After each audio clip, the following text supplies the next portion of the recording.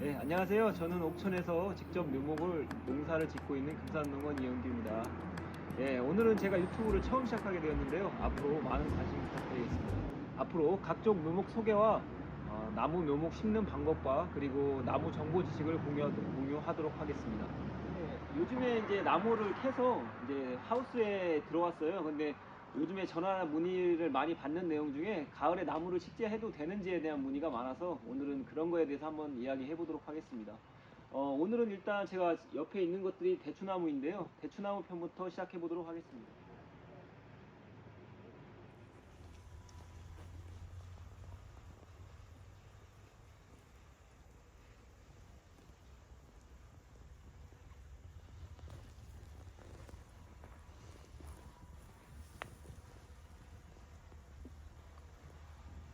이제 여기 보시는 것들이 저희가 이제 1년 동안 농사를 지어서 이제 저희 이제 농원에다가 가식해 놓은 모습입니다. 올해 제추가 이제 전체적으로 농사가 잘 안 돼서 원래는 그 생산량이 더 많았어야 되지만 뭐 이 정도에서 생산이 되었습니다. 가을에 식재해도 되고 안 해도고의 차이는 가장 중요한 부분이 동해 부분입니다. 그래서 동해의 약한 품종들은 가을 식재를 하게 되면은 겨울을 나면서 얼어 죽을 수 있기 때문에 그런 것들은 피해야 하고요. 그리고 이제 나무 수종마다 이제 견딜 수 있는 그 추위에 견딜 수 있는 정도가 각자 다르기 때문에 그 중에서도 식재 가능한 대추나무 같은 경우에는 추위에는 강하기 때문에 식재가 가능한 품종입니다. 그러면 이제 대추 종류에 대해서 알아볼 건데요. 이제 요즘에 이제 흔히 유통되는 품종은 한 세 가지 정도로 압축할 수 있는데요. 첫 번째는 보온, 밀양 이런 데서 전체적으로 많이 재배하고 있는 품종인 복조대추입니다. 복조대추. 이제 흔히들 보온에서 생식용으로 판매하는 길가에서 판매하는 대추를 보통 그거를 사과대추나 왕대추로 알고 있는데요. 사실은 그렇지 않습니다. 그거는 복조대추, 우리나라 토종대추고요. 그 대추가 밀양에서 재배를 많이 하고 있는데 밀양에서는 건대추용으로 많이 생산을 하고 있고 보온은 생식용으로 그 생산을 많이 하고 있습니다. 복조대추의 장점은 일단 맛과 그리고 병해충에 강한 거 그리고 자연적으로 건조가 가능하다는 점이 장점입니다. 우리나라 토종대추인 복조대추가 지금 앞에 손으로 가리키는 이 나무입니다.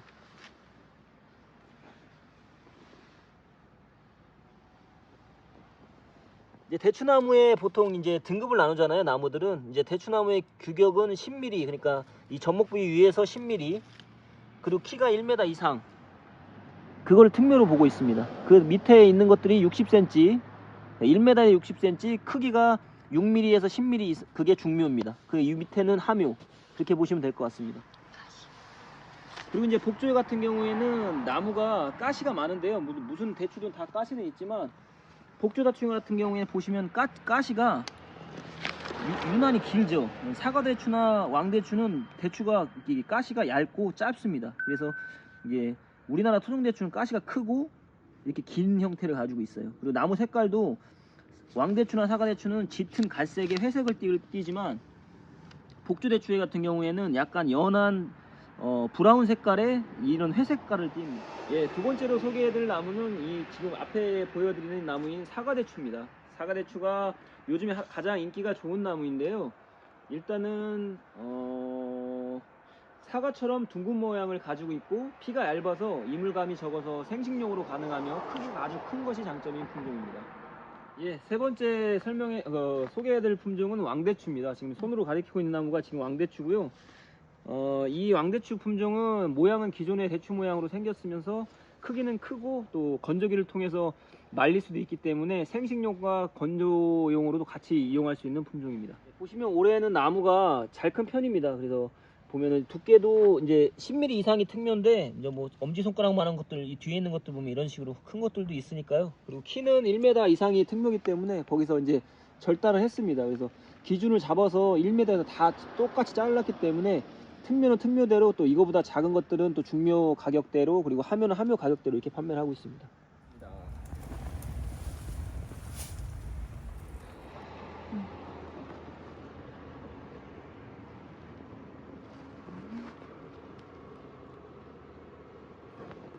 그 대추나무 식재하는 방법에 대해서 알려드리도록 하겠습니다. 일단 준비물이 있어야 되는데요. 가위, 일단 뿌리를 제거해야 되기 때문에 가위 있어야 되고요. 그리고 이제 가시 장갑, 가시가 달려있기 때문에 가시 장갑 필요하고요. 사비야 뭐 당연히 필요하겠죠. 그럼 한번 한 나무를 끌러서 식재하는 모습을 보여드리도록 하겠습니다. 그럼 일단 이런 식으로 택배를 보내게 되면 이런 식으로 택배나 오시게 되면 이런 식의 나무가 있을 텐데요. 그러면 일단 나무를 끌어서 그 중에 이제 나무 하나를 꺼내 볼게요.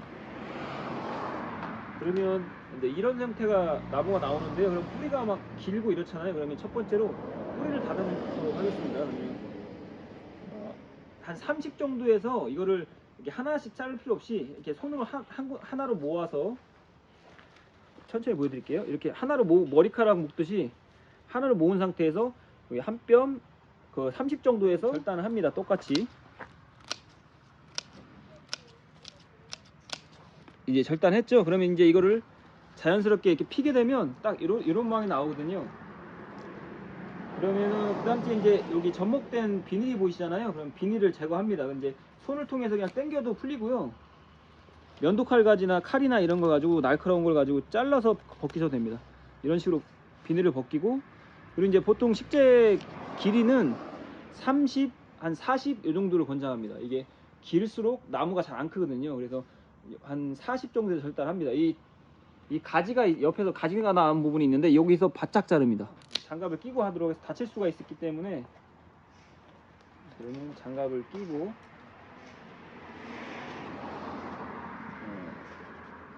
그리고 이제 저희가 이제 보면은 가지들이 이렇게 나와 있어요. 그러면은 가지가 여기서도 여기에 눈이 있어요. 그래서 여기서 눈에서 가지가 잎이 나오기 때문에 얘를 다 제거해 줘야 됩니다. 이렇게 끝눈까지 다 매끄럽게. 이렇게 하면 이제 나무 준비는 끝이 났습니다. 뿌리 다듬었고요. 이제 접목할 때 필요했던 비닐 제거했고요. 그리고 이제 가지 정리했습니다. 그 식재 높이 맞췄고요. 40, 3, 40. 그럼 이제 식재를 해볼게요. 그러면은 그리고 이제 두 번째는 뿌리 정리하실 때 이제 굴치를 하다 보면 이렇게 상처나는 뿌리들이 있거든요. 그러면은 이런 것들은 식재해 놓으면 여기 곰팡이가 생기거나 썩을 수가 있기 때문에 차라리 이걸 절단하면 여기서 이제 뿌리가 새 뿌리가 바로 나올 수 있어요. 그러니까 이런 다친 뿌리나 꺾인 뿌리, 부러진 뿌리 이런 건 다 정리하는 게 좋습니다. 그럼 이제 이 상태로 구덩이는 이제 토성류에 따라서 다르긴 한데 저희처럼 이런 마사흙 같은 경우에는 물 빠짐이 좋고 그렇기 때문에 한 깊이 심어도 양호합니다. 이제 물이 잘 빠지기 때문에. 근데 이제 노흙이나 점질 토양 같은 경우에는 배수가 잘 안 돼서 그러면 뿌리가 썩을 수가 있어요. 너무 깊이 들어가면. 그래서 한 20cm로 해서 약간 올려 심습니다. 이런 식으로. 근데 이제 여기 이 땅이 마사하고 물이 잘 빠지기 때문에 이 토양 높이가 한 30 정도 파시면 돼요. 그러면은 지금 제가 한 30 정도, 그러니까 이게 삽자루 정도 깊이로 파놨거든요. 이게 30 정도 돼요. 보통 요 깊이에다가 놓고 이제 파실 때 땅에 깊이 있던 고운 흙을 먼저 채웁니다. 돌이 있거나 하면 제거해서 이게 잘 펴진 상태에서 3분의 2 정도를 흙을 가지고 바로 세운 상태에서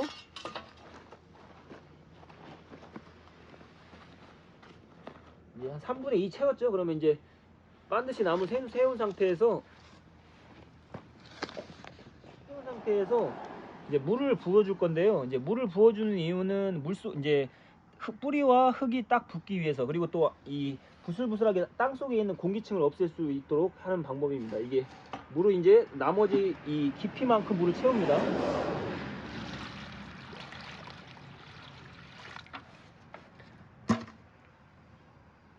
그러면 이제 물이 조금 시간을 기다리면 이제 잦아들 거거든요.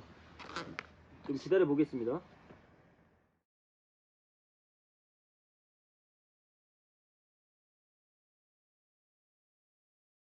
이제 보면은 물이 잦아들고 이제 흙이 나오기 시작하면은 이제 딱 이제 물이 거의 닫아든 상태에서 흙을 채웁니다. 그러면은 이제 접목 부위가 노출될 수 있도록 맞춰가지고 이후에는 이제 덮으면 됩니다. 덮으면.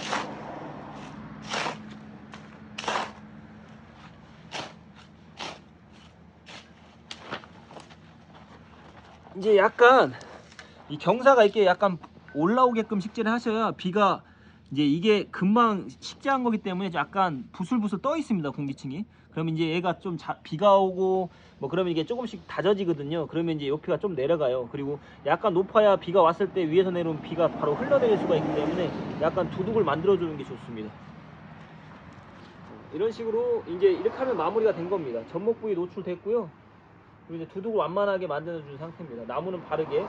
그리고 이제 나무가 이제 어느 정도 이제 식재가 이제 땅이 다져지고 했으면 그때는 이제 지주대를 박아주는 게 좋습니다. 왜냐면 이제 이 끝에서 눈이 나오는데 이 눈이 약간 대각선으로 클 수가 있거든요. 그러면 나무를 곧게 세우기 위해서 지주대를 박아서 양말목을 통해서 이렇게 고정을 해주면 나무를 빠듯하게 키울 수 있습니다. 예, 이제 식재하는 부분까지 말씀드렸고요. 그 이후에 이제 질문이 많이 들어오시는 게 식재 하실 때 거름을 해야 되는지 그리고 비료를 언제 하시는지에 대한 문의가 많습니다. 그래서 그거에 대해서 마지막으로 말씀드리겠습니다. 거름은 일단 나무 식재하기 전에나 후에는 하지 않습니다. 왜냐면 혹시나 거름 때문에 가스장애나 아니면 뭐 이런 것 때문에 나무가 말라 죽을 수 있기 때문에 되도록이면 하지 않고요. 1년 동안은 식재 해놓고 잘 살리는 데 목적을 둡니다. 그래서 1년 동안 잘 크면 그 이후에 이제 그 식재한 가을부터 추비를 하면 됩니다. 아니면 이제 봄에 거름을 해도 되고요. 그리고 비료 주는 시기는 비료 이제 그 속효성이기 때문에 주면 바로 효과가 나타납니다. 그래서 비 오기 전날 여름에 너무 늦게까지 주면 나무가 우절할 수 있기 때문에 한 6월 달 정도까지 한 4월, 5월 아니 4월 말고 5월, 6월, 7월 정도 그 비료를 주면 될 것 같습니다. 이상으로 대추에 대한 뭐 여러 가지 설명드렸는데요. 그리고 이제 대추나무 같은 경우에는 이제 그 관리가 편한 수종 중에 하나이기 때문에 메마른 땅이나 뭐 토양도 아주 좋지 않은 땅도 뭐 식재가 가능하기 때문에 메마른 땅에도 잘 자라고 물 빠짐만 좋으면 웬만한 땅에서는 잘 자랍니다. 네. 오늘 처음이라 미흡한 부분이 많았지만 앞으로 잘 부탁드립니다. 예, 이상입니다. 감사합니다.